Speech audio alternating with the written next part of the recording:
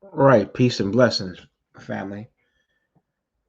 Uh, First of all, let me just start by give homage to our African ancestors who came before us. I give homage to Men's and Akhenaten. I give homage to my namesake, Sunjaliketa. I give homage to Kanku Musa. I give homage to Nat Turner and Denmark Vesey and Gabriel Prosser and Sojourner Truth and Harriet Tubman and all of our great ancestors who came before us. I give homage to Marcus Garvey, a man who I'm eternally grateful for the message that he gave us. It was a message of black empowerment, black love, black pride. So and I can't also if I lived to be 1,000, if I had an eternal life, I could never thank the Most High enough for the most honorable Bobby Gore. This message is for my Vice Lord brothers and sisters and all of, when I say brothers and sisters, that includes all black people, my brothers and sisters. That if you're Crip, Blood, GD, whatever you may be, you are my brother and my sister because we all in the same struggle. This cracker don't say, well, if you are Crip, I'm gonna go easy on you, or if you're a Vice Lord, I'm gonna go easy on you. To them, in their eyes, we all niggas, so we all fighting the same fight and the same struggle. But this message is to to the body that we are under serious attack by white supremacy.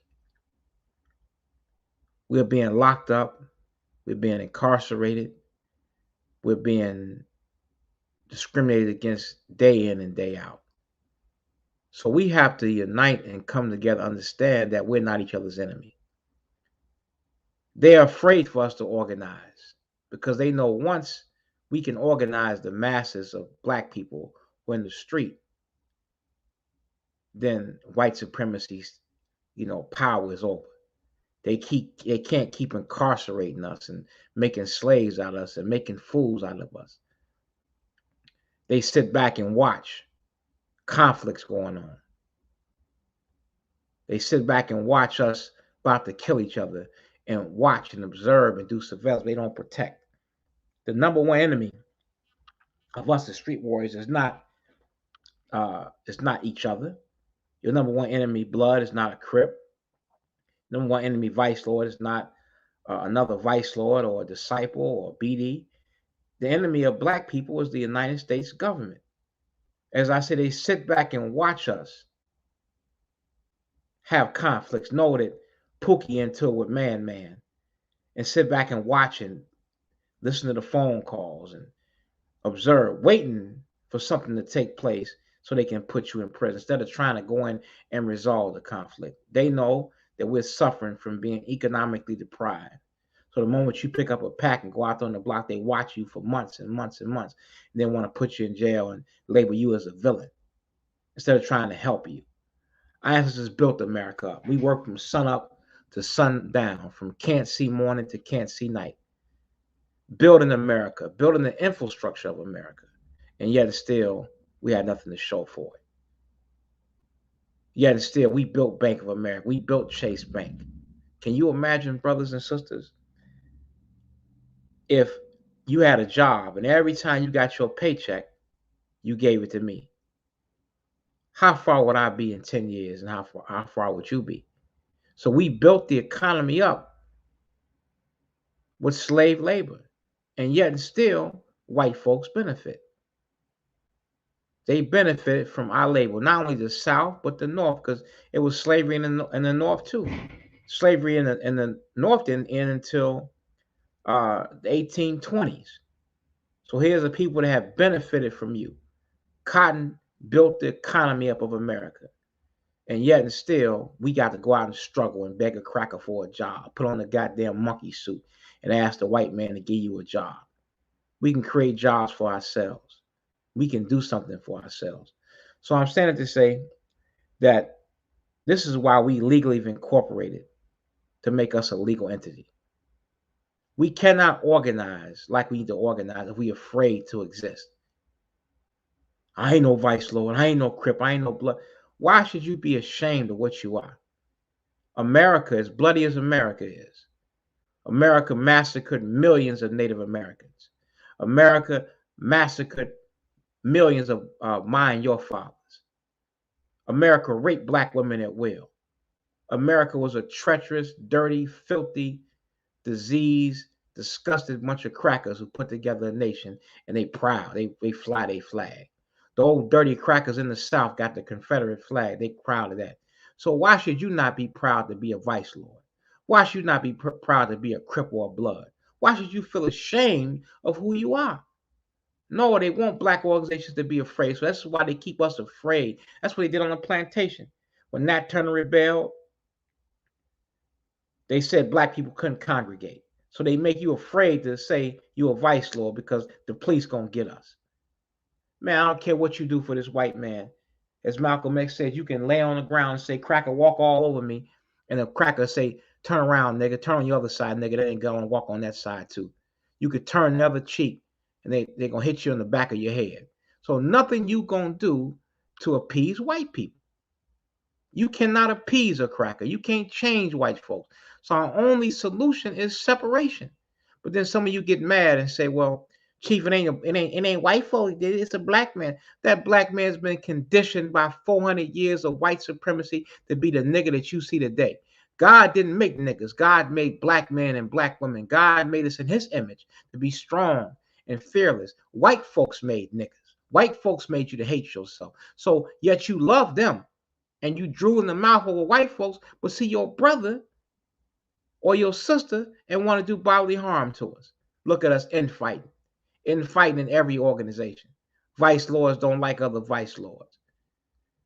What they did first is broke us down. The other black groups fight other black groups. Vice lords don't like the Van Dykes. Vice lords don't like disciples. Vice lords don't like this. Or disciples don't like that. And then once we were done with those wars, now the wars have come internal. Vice lords, CVLs don't like TVLs. Folk on us don't like C's, and body snatching foes don't like this. We all fight each other instead of turning on the real enemy. That's what they're afraid of. Crips don't like other Crips. Bloods don't like other Bloods. Why is that? Because they know that when we ever come together, that their grip is over us. They make millions off of you. As a black man, where's your grocery store? Where's your farmland? Where's our businesses employ each other at? We have none of that. So they understand it behooves them to keep us ignorant. And they send a lot of agents amongst you. As I was talking with Minister Caleb the other day. He was telling me they had agents inside our organizations, like I say, doing surveillance. They have agents amongst us that sit back and watch and help exacerbate tensions to make sure you never come out this condition. And they have Negroes that they get who have an institutionalized mind. I'm not talking about no any particular person, so don't go back. If I want to say a name, God damn it, I would say a name. And they use these people to put before you as a leader because they know they ain't going to challenge white supremacy. They ain't going to hurt the white man. They ain't going to hurt the police. Man, there was a situation in Chicago in one of our neighborhoods, brothers. A white man was chasing a suspect, and he got away. A pregnant black sister laughed. The cracker came and grabbed and said, "Bitch, you lucky I don't kick you in your stomach." And we did nothing about it. But yet we turn guns and shoot each other, but we afraid to shoot them. We begging them not to beat us. Beg us to let us go out of prison. They afraid if we ever stand up and be the warriors, we done with the playing games. See, the reason why they don't want y'all to come up because the leaders we got is Uncle Tom, bootlicking, buck dancing, homogenized, punk ass niggas who stand before you. The politicians are bootlicking, buck dancing Negroes who scratch their head and scratch their ass and beg white folk for something. They don't want the fearless warriors to stand before them who got no compromise in them. That's what they're afraid of. That's what they're afraid of your rise. I'm telling you, you young brothers and sisters, you great. But you don't know you great.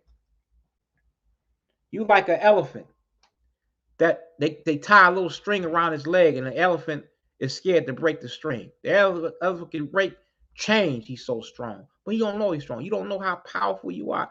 You don't know how important our unity is. So therefore, they continue to keep us ignorant.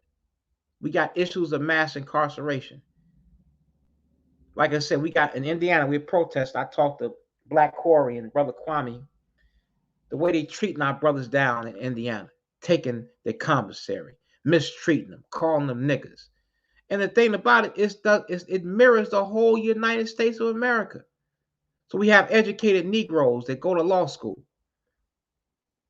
who charge you a whole lot of money, $30,000 a case.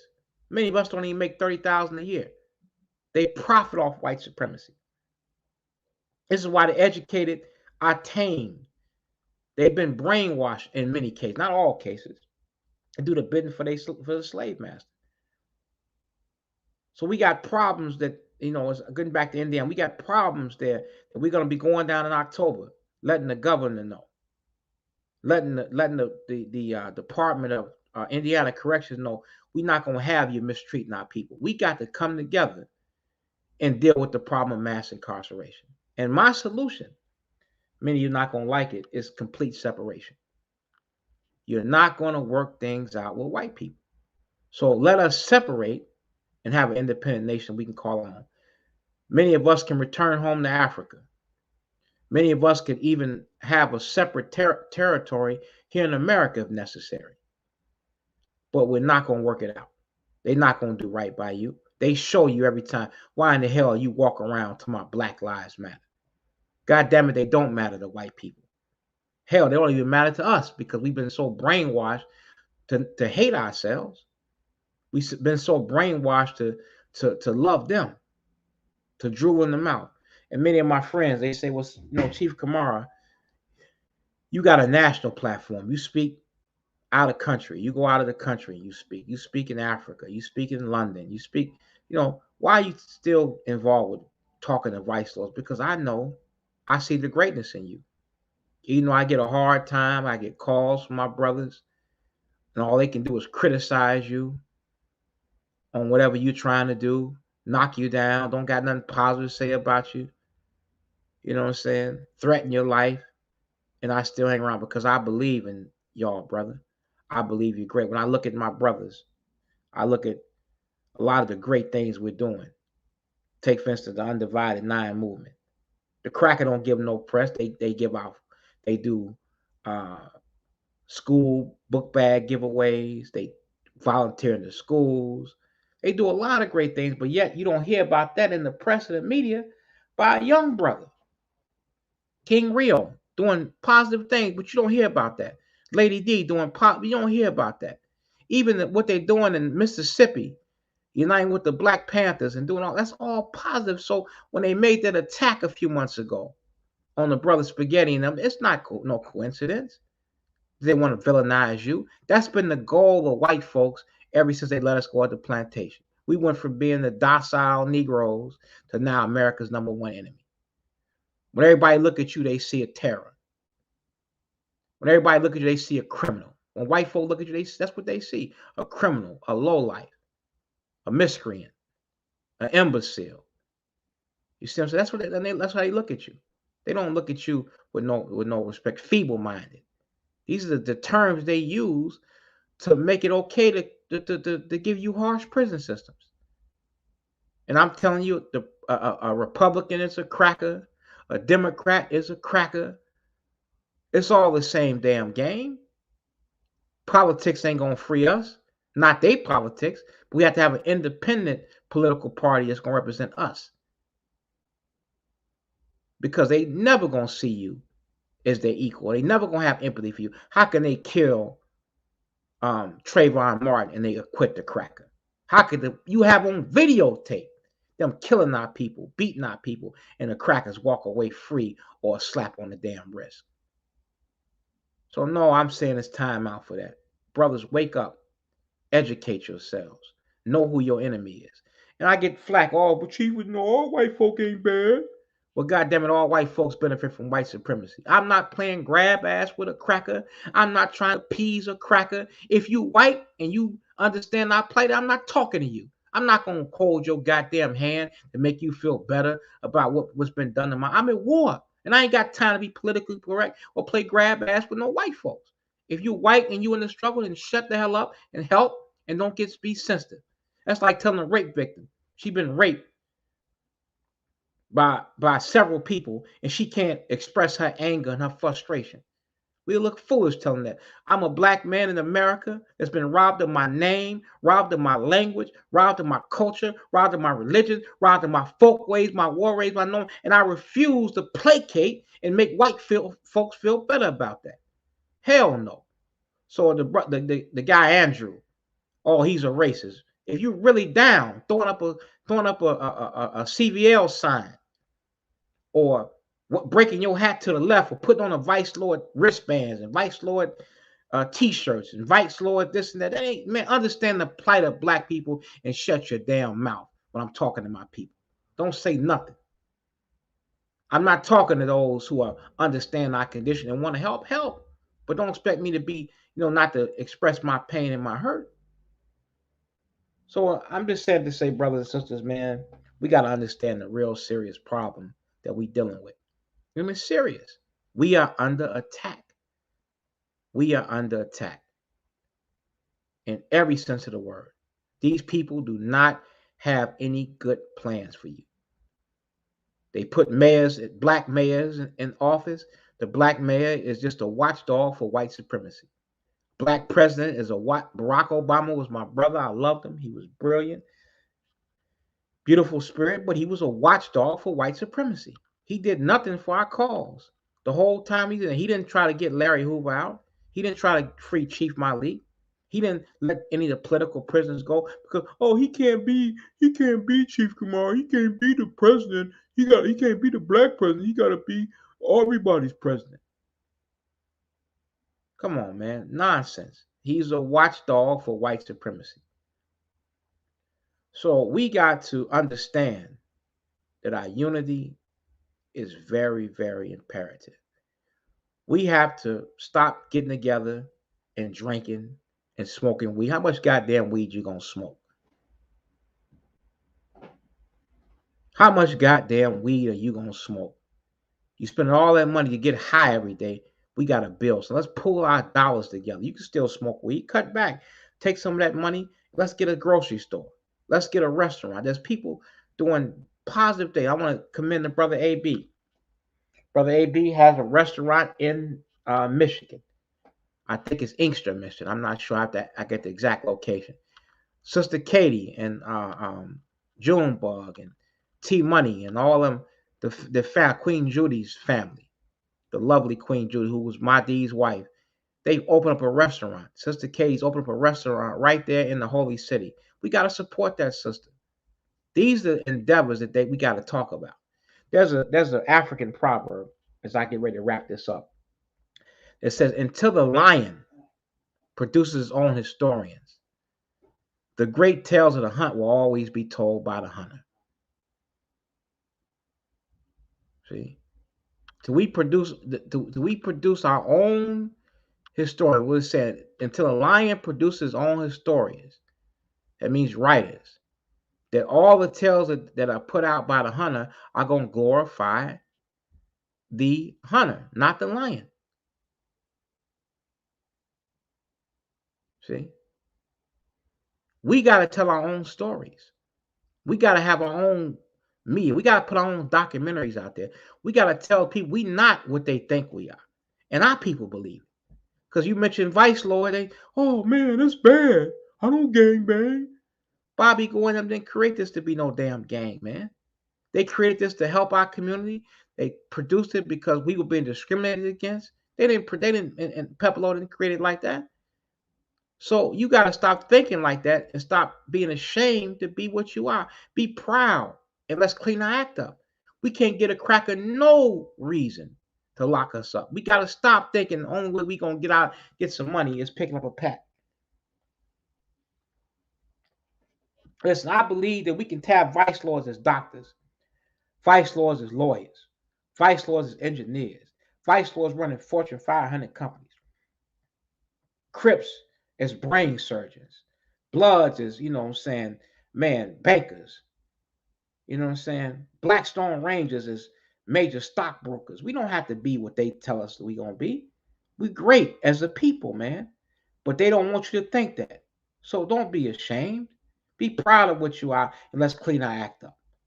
And I'm telling the government, stop watching. If you're a black police officer, man, help your people. Stop watching and surveillance. And you see a conflict, squash the conflict. Don't let the people kill each other, then go lock them up. You know what I'm saying? So this is what we got to really realize. This is how we got. This is how strong we got to be. This is how we got to unite. This is what we got to do as a people to to get out this condition. We in a hell of a condition today. We're 12% of the population, but the majority of the prison population. Look at Indiana, 600,000 black people in Indiana, but yet and still 30% of the prison population is black. There's something wrong with that picture. There's something wrong with that picture. When you go in the courtroom, as you saw Fred Sanford say, it was comical. One time he went in there and Lamont got a ticket. He said, "Why don't you?" He was playing as a lawyer. "Why don't you arrest white people?" He said, "I do." He said, "Where are they?" It ain't nothing but niggas in here. It's enough niggas in here to make a Tarzan movie. It was comical, but that's the reality of what you see. That's the reality of what you see. So it ain't out of hatred of white people. I don't hate anybody that does good. I don't mistreat white people. I don't go around, hurting them and killing them and robbing them. I treat them the way I want to be treated. But the reality of white supremacy is I hate white supremacy. I hate that reality. I hate the way they think. I had a conversation today with a white man as we was planning a rally for Indiana, and I told him it was for prison, for mass incarceration, and the white man wanted to give me the third degree.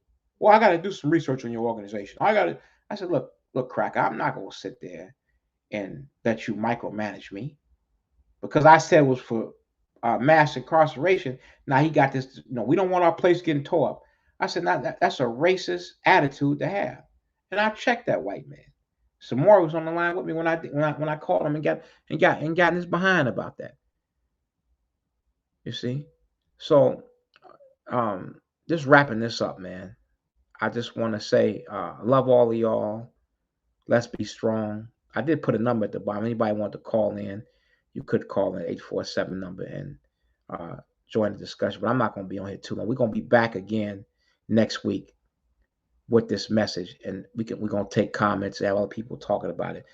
But man, the work is with y'all, brothers and sisters. Y'all are great. You are great. You are great people. You are powerful people. You come from greatness. When you look at our logo, it has the pyramid. Black people built that pyramid. Your people had gold and diamonds and were kings and queens wearing silk while the white man crawled around on all fours in the cave, didn't know how to cook his food, didn't know how to bury his day, and black people civilized them. We gave the world black people. We gave the world culture. We gave the world civilization.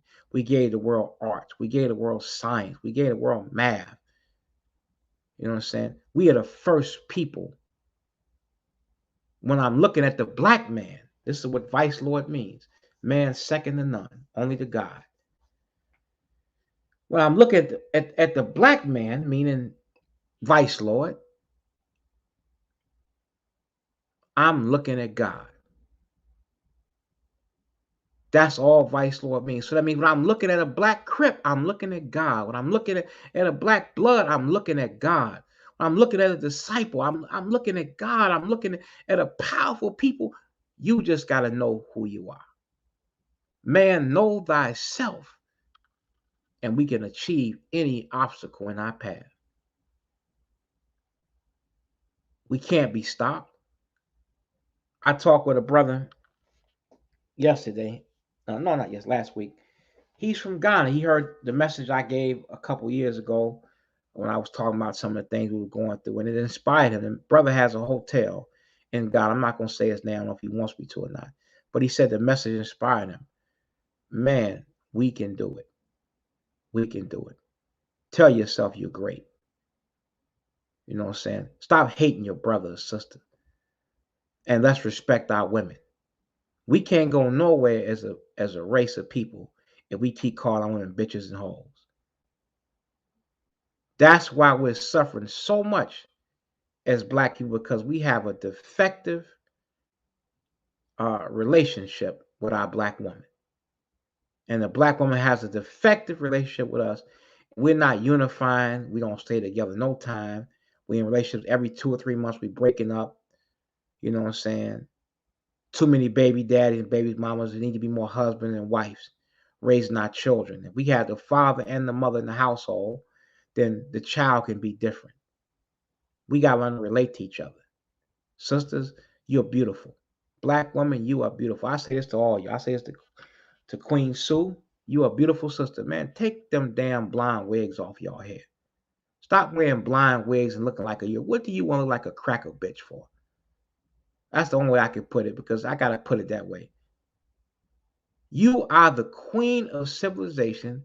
Why are you walking around with a damn blonde wig on, wanting to look like a European woman? They want to look like you. You got white girls in the gym doing 2,000 squats to get a backside like you got, injecting goddamn Botox in their lips, getting breast implants that look like you, laying out in the sun all day long in tanning salons that look like you, and you want to look like them. Hell no. You gave them life. There would be no life, sister, if it were not you. You are the mother of all civilization. The black man is the first man. And Mendel said it. The scientists, white folks know it. You don't even don't know it. You're the first people. Mendel said that dark skin is dominant, light skin is recessive, blue eyes are dominant. Excuse me, brown eyes are dominant and blue eyes are recessive. The dominant creates the recessive, but the recessive can never create the dominant. I'm going to say it again. Dark skin is dominant. Light skin is recessive. Brown eyes are dominant. Blue eyes are recessive. Dominant creates the recessive, and recessive can never create the dominant. Meaning that we are the first people, and we all come to the womb of a woman. Sisters, you are great, and I'm not belittling you, sister Queen Sue. Are you beautiful? But you ain't got the way European style. I don't never see y'all with African clothes on. You go out and spend money with white folks. Go out bragging about a goddamn Michael Kors bag. Michael Kors don't give a damn about you. Louis Vuitton don't give a goddamn about you. What are they doing in the black community? They don't even want you spending your money. Don't quit bragging about spending money with white folk. Fuck Gucci. Fuck Louis Vuitton. Fuck all these crackers that y'all emulate. Let's make a Lady D purse. Okay? Let's make a Queen Sue handbag. Let's make a Queen Judy clothing line. Why go out and spend money with these white? These white folks don't care about you, man. They don't care nothing about you. Bragging because you got some cracker on a label on your arm. Bragging about white folks shit. Let's have our own stuff. Let's have our own shit together. Let's get our own companies and build something. So, brothers and sisters, I'm concluding and closing. Excuse me for getting a little emotional. Maybe shouldn't use profanity, but I'm working on it. I'm still one of your brothers. But we can unite. We can do this. We can get out this condition. And I want to fight for our brothers incarcerated. I want to fight for big country. Let me say about my big brother country. We are fighting to try to get our brother home. And those of you who know country had an influence on you, like, don't turn your back on that brother. He needs your help. We're going to need lawyers. And we're not playing no game. I'm not saying this in a criminal way. We ain't playing no lawyers taking our money and not helping the brother. We need lawyers that can go in and help the brother. We found one good brother already. It's going to possibly help him. We need lawyers that are going to fight for our cases and fight with us sincerely and honestly, and not just try to take money and have a rich payday, get rich off us. But we want to fight for our brother country. We want to get him home. Many of our brothers incarcerated. We want you home, man. We want John Shea Bell home. We want Psycho home. We want Big Warren home. We want all our brothers to come home out that belly of the beast. Mississippi's other Fred Esco. All our good brothers, man. You know, and the thing we got to do, let's resolve conflicts. We got a problem. Let's sit down. Let's create a mediation council for our street tribes to sit down and help resolve conflict without picking up a knife, without picking up a gun and hurting each other. If you can forgive white folks, then you should be able to forgive each other. Those of you locked up in prison and say you want to go, I'm gonna go get me a knife and stab that brother because, man, the white man that locks you up is at home eating pancakes, pooting and farting, and ain't nothing happened to him. And I'm not encouraging, so don't the FBI. I don't think I'm encouraging us to go hurt the judges. No, we just want to get away from you crackers. That's it.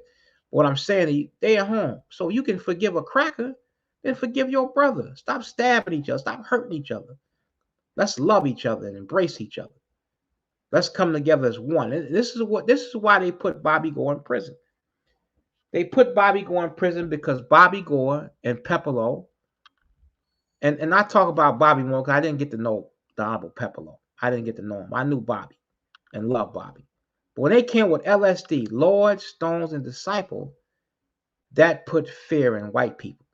They said, oh, Lord, we get all of them together. Man, they too strong. See? So I think I've said enough. Thank you so much. I love all of y'all. Black Power, you know what I'm saying? Almighty, you know what I'm saying? To all my brothers and sisters out there. Disciple brothers, I love you. Crips, I love you. Bloods, I love you. All my brothers, man. We all one family. Thank you so much.